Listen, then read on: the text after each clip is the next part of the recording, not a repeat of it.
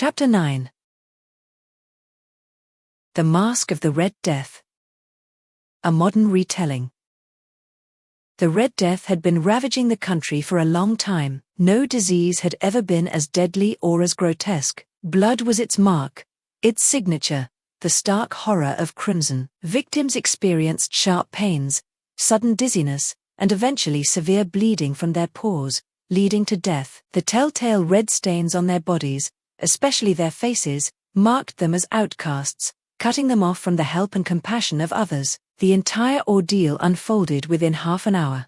But Prince Prospero was cheerful, fearless, and wise. When half of his realm had died off, he summoned 1,000 lively friends from among the knights and ladies of his court, and retreated with them to a secluded castle he owned. This was an expansive, impressive structure, built according to the prince's unique yet dignified taste. A high, sturdy wall surrounded the estate, complete with iron gates. Once the courtiers were inside, they closed the gates with heavy bolts, determined to prevent any frantic or desperate escape from the inside. The castle was stocked with provisions, enabling them to defy the pestilence outside. The world beyond could fend for itself. For now, it was foolish to worry or to mourn. The prince had arranged for all sorts of entertainment. He had jesters, live performers, dancers, musicians, beauty, and plenty of wine. All of this, along with their sense of safety, was contained within the castle. Outside roamed the Red Death.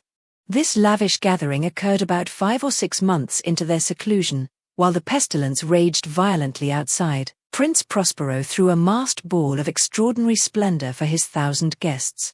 The masquerade was decadent and vibrant, but first, let me describe the rooms where it took place. There were 7 rooms in total, a majestic suite. In many palaces, such suites are laid out in a long, straight line with folding doors that slide back nearly to the walls, offering an unobstructed view. However, the design here reflected the prince's taste for the eccentric. The rooms were arranged so oddly that each view only offered glimpses of one room at a time. Every 20 to 30 yards, there was a sharp turn, creating a unique atmosphere at each corner. Positioned along the middle of each wall, tall, narrow Gothic windows looked out onto a winding corridor that ran along the suite. These windows were made of stained glass, their colors shifting depending on the decor of the room they opened into. For instance, the eastern room was draped in blue, with bright blue panes. The second room was adorned in purple, featuring purple glass. The third was all green, and the fourth was orange. The fifth was white, and the sixth was violet. The seventh chamber, however, was draped in heavy black velvet fabric, covering the ceilings and walls while falling in thick folds onto a matching carpet. Strikingly, the windows in this final room were scarlet, a deep, blood-red hue. Notably, none of the rooms had lamps or chandeliers among the abundant gold decorations scattered around or hanging from the ceiling. Instead, in the corridors outside the rooms, heavy tripods supported braziers that cast warm light through the tinted glass, creating dazzling and surreal effects. But in the black chamber, the shadows created by the firelight filtering through the blood-colored panes were horrifying, and inspired such fear in those who dared to enter, that very few of the guests were brave enough to step inside.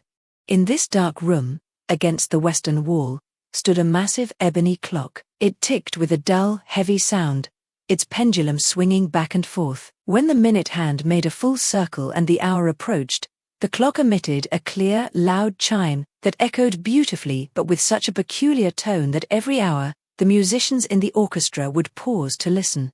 As a result, the dancers would momentarily stop their movements, and the entire vibrant celebration would fall into a brief silence. During those moments, it was noted that even the most carefree guests turned pale, while the older attendees would place their hands over their foreheads in a state of confused meditation. However, once the echoes faded, light laughter would quickly spread across the gathering.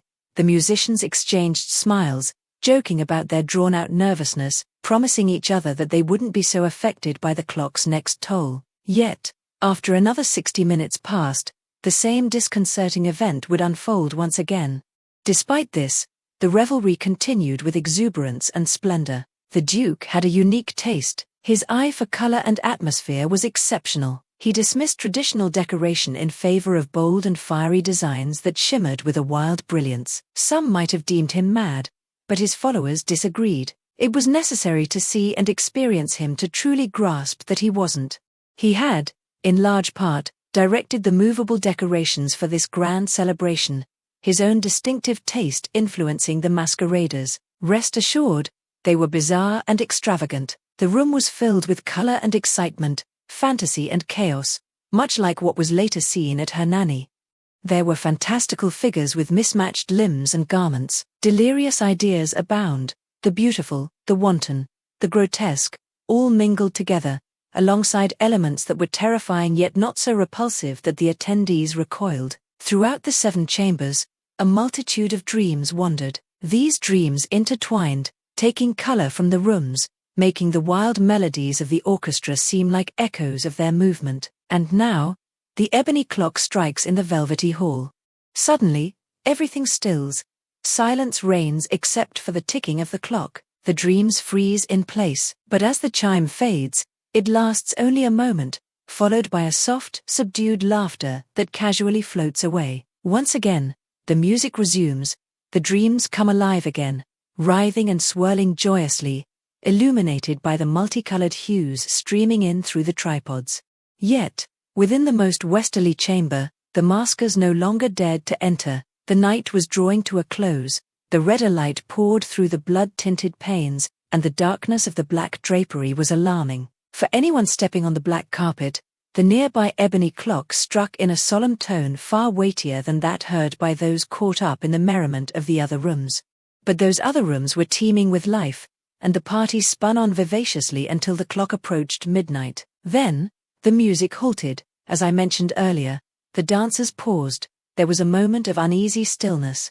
Now, there were 12 strokes of the clock to be heard, and perhaps because of this, deeper thoughts began to intrude into the revelers' minds, creeping in with the passage of time. It occurred then, that just before the last echoes of the final chime faded away, a masked figure emerged in the crowd, one that had gone unnoticed until then. The news of this stranger spread among the attendees, leading to a ripple of disapproval and surprise that grew into terror, then horror, and finally disgust. In such an assembly of phantoms, it's easy to see how an unfamiliar presence could evoke such a reaction. Though the night allowed for many oddities, this figure surpassed them all, flouting even the prince's loose sense of decorum. There are emotions hidden deep within even the boldest hearts. Some things simply shouldn't be mocked, no matter how careless one has become about life and death. The entire crowd sensed that the costume and demeanor of this stranger were outside the bounds of propriety and humor. He was tall and gaunt, fully cloaked in the garments of the grave. His mask resembled a corpse so effectively that it was nearly impossible to detect the deception upon close inspection. Yet, even with all this, the dance of madness continued around him. But the masquerader had gone so far as to take on the guise of the Red Death himself. His garments were stained with blood, and his forehead and face were splattered with bright red horror. When Prince Prospero's eyes fell upon this ghostly figure, who moved solemnly among the dancers, he initially shuddered with either fear or disgust. Soon after, his expression darkened with rage. "Who dares?" he demanded hoarsely of the courtiers nearby. "Who dares to mock us with this blasphemous pretense? Seize him and unmask him so that we can know who will hang at sunrise from the battlements." The prince's voice echoed throughout all 7 rooms. He had spoken loudly, and the music fell silent at his command. He stood in the blue room, surrounded by his pale courtiers. As he spoke, the group instinctively moved toward the intruder, who also approached the prince with deliberate, measured steps. But from some nameless awe inspired by the masquerader's mad appearance, none of the party dared to reach out to seize him. So, he made his way majestically, unimpeded, within mere feet of the prince before turning and retreating. As the rest of the assembly recoiled, he passed smoothly through the blue room into the purple, then into the green, and from there to the orange, the white, and finally into the violet, all without anyone attempting to stop him. Then, driven by fury and embarrassed by his own momentary cowardice, Prince Prospero rushed through the 6 chambers. No one followed due to the paralyzing dread that had overtaken everyone present. He raised his drawn dagger and quickly approached the masked figure, moving closer to confront him. When the stranger reached the end of the velvet room, he turned suddenly, confronting the prince. A sharp cry erupted, and the prince's dagger fell to the black carpet, instantly followed by Prince Prospero collapsing in death. Then, summoning all the courage from his despair, a throng of revelers charged into the dark chamber, grabbing the masked figure, who stood upright and motionless in the shadow of the ebony clock. They gasped in horror upon discovering that the grave-like clothing and corpse-like mask were devoid of any physical form. And with that, they acknowledged the presence of the Red Death. He had come like a thief in the night. One by one, the revelers fell in the blood-stained halls of their celebration, each collapsing in despair. The life of the ebony clock faded with the last of the jubilant company. The flames of the braziers flickered out. Darkness, decay, and the Red Death took complete control over all.